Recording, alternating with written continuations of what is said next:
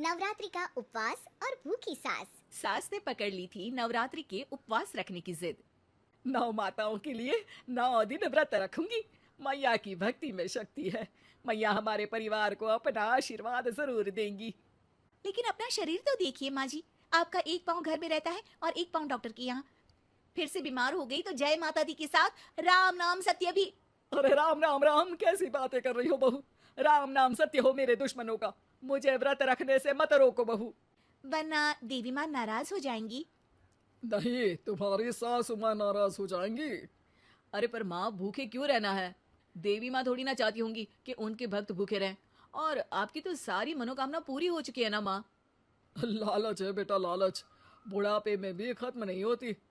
अरे तुम चुप करो जी, तुम्हारी भी उम्र है भक्ति भाव करने की। ज्यादा बड़बड़ की ना तो तुमसे भी उपवास रखवा लूंगी। हाँ। अरे रौद्र रूप की उदाहरण कर रही हो मेरी माँ, रख लो व्रत। ठीक है माँ, बस अपनी हेल्थ का ध्यान रखना। अरे उसकी चिंता तुम मत करो बेटा, मैंने टीवी पे देख लिया है कि व्रत में क्या क्या खाने से शरीर में कमजोरी नहीं होती।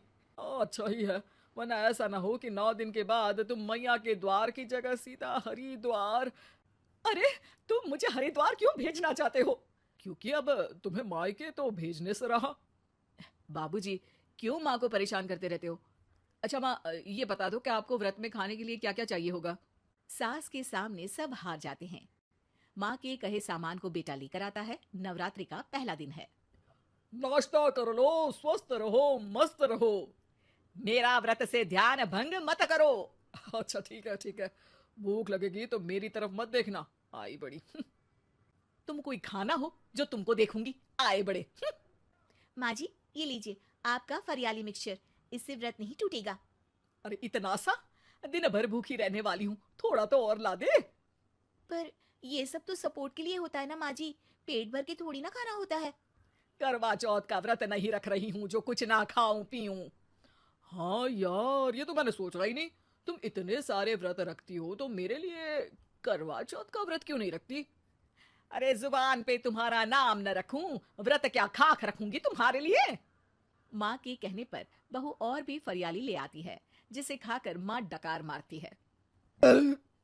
इतनी जोर से डकारोगी तो दुर्गा मैया भी डर जाएंगी। तुमने तो उनके शेर से भी तेज आवाज निकाल दी। अरे शेर के जैसा पंजाबी मारती हूं मैं, देखना चाहोगे?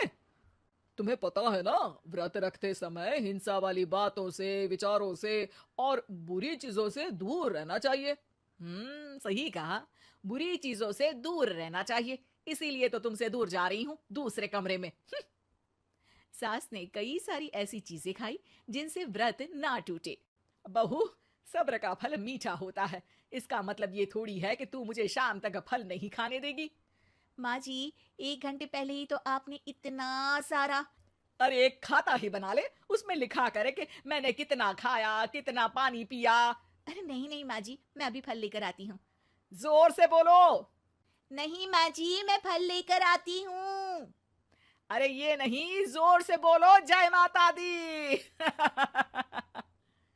सासू माँ एक साथ बहुत सारे फल खा लेती है। माँ जी, इतनी जोर से मैं डर गई। अरे भक्ति की शक्ति की पुकार है। पुकार नहीं, डकार है। हाँ हाँ ठीक है ठीक है, चिप्स और लेकर आना जरा, उससे भी व्रत नहीं टूटता। माँ जी, आज ही सब खत्म हो जाएगा, नाश्ते का ही टाइम है। अरे ठीक है ना बेटा, मैं अब कुछ खाऊंगी ही नहीं, तुझे इतनी तकलीफ है तो। नहीं नहीं माँ जी, मेरा मतलब था कि उपवास में सिर्फ इतना खाना चाहिए जितना शरीर के लिए सही रहे। स्वाद के लिए खाने से तो अच्छा है कि उपवास ही मत रखो। माता जी की कृपा तो वैसे भी बनी ही रहती है। अरे वाह बहू वाह, एक ढोलक और हारमोनियम भी लेकर आना और प्रवचन करने लग जा। श्री श्री 108 बहु ईश्वरी माता। माँ जी, मैं आपके लिए चिप्स लेकर आती हूँ। बहू की सही सलाह को भी सास नजरअंदाज कर देती है। थोड़ी देर में बहू सास को चिप्स लाकर दे देती है। आलू की चिप्स, आहा मजा आ गया। आलू किसी भी सब्जी में चला जाता है। आलू पनीर, आलू पालक, आलू टमाटर, आलू भिंडी और तो और पराठे में भी चला जाता है। वैसे ही इंसान को भी हर स्थिति में आलू जैसा होना चाहिए। थोड़ी देर में वहां ससुर जी आते हैं। क्या चिप्स खा रही हो? अरे नहीं जी, दिख तो चिप्स ही रही है। अरे तो पूछ क्यों रहे हो? अरे गुस्सा क्यों हो रही हो? उपवास में गुस्सा नहीं करना चाहिए। और ऐसा तो है नहीं कि सिर्फ तुम उपवास करती हो, हमने भी तो किया होगा कभी। नहीं जी नहीं, तुम तो कर ही नहीं सकते। तुम उपवास में भी भेजा खाओगे और भेजा खाने से उपवास टूट जाता है। अच्छा, थोड़ी सी चिप्स मुझे दे दो, मन ललचा रहा है। नहीं, उपवास के लिए है। तुम अपना खाना खा लेना जो भी बने। पूरा दिन सास कुछ ना कुछ खाती रहती है। जैसे ही रात होती है, अब बस उपवास हो गया, अब मैं खाना खाऊंगी। जो दिन भर से खा रही थी उसको क्या बोलते हैं? बाबूजी क्यों माँ को परेशान करते रहते हो? अरे लड़के, तेरी माँ दिन भर से इतना खा चुकी है कि देश में भूखमरी की समस्या इसी की वजह से बढ़ रही है। और खाने की दिक्कत नहीं है, कितना भी खाए, लेकिन सेहत इधर उधर होती रहती है। कुछ ऊपर नीचे हो गया तो तेरी माँ खाने के बाद हाथ धोएगी और तू अपनी माँ से हाथ धो बैठेगा। अरे इत्तू सा तो खाया था, उपवास भी ना तोड़ू क्या? ठीक है, नहीं खा रही बस। अरे बहू, तुम ही बताओ, ये इत्तू सा मतलब कितना खाया है इसने? ना जी ना, मैं कुछ नहीं बोलूंगी।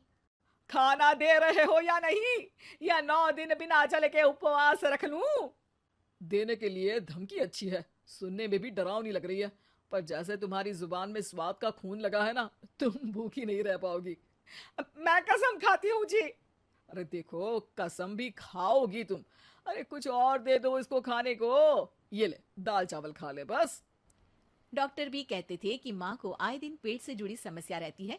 बस इसी के लिए घर वाले पहले उन्हें उपवास नहीं करने दे रहे थे, लेकिन जब उपवास करने दिया तो माँ ने इतना फरियाली खाया कि घर वालों की चिंता बढ़ा दी। और जैसा कि घर वालों को डर था, अगले दिन उनकी तबीयत खराब भी हो गई। डॉक्टर को बुलाना पड़ा। अरे जितनी बार आप बीमार होते हो उस हिसाब से तो मुझे एक क्लिनिक आपके घर में ही खोल लेना चाहिए। या फिर क्लिनिक में ही इनका एक अलग कमरा बनवा देते हैं डॉक्टर साहब। बाबूजी, पिताजी, मेरे जनक, क्यों हमेशा मजाक करते रहते हो? डॉक्टर साहब, माँ का पेट खराब है। क्या खाया था? जो मिला जो दिखा सब कुछ। अरे बस भी करो जी। बस तो तुमको करना था खाते वक्त। देखिए, खाना अच्छी बात है और उपवास भी आदमी को रखते रहना चाहिए, लेकिन तब जब शरीर लायक हो। पहले दिन ही बीमार हो गई तो 8 दिन कैसे होगा? आप व्रत मत रखो और खाने पीने पे ध्यान दो। मैं गोलियां दे रहा हूँ। आप भी कुछ खाने को ही दे रहे हो? हाँ, इससे जल्दी ठीक हो जाएंगी, समझ गई आप? अब तो ठीक ही होना है ना मुझे। जोर से बोलो। जय माता दी। जय माता दी। जय माता दी।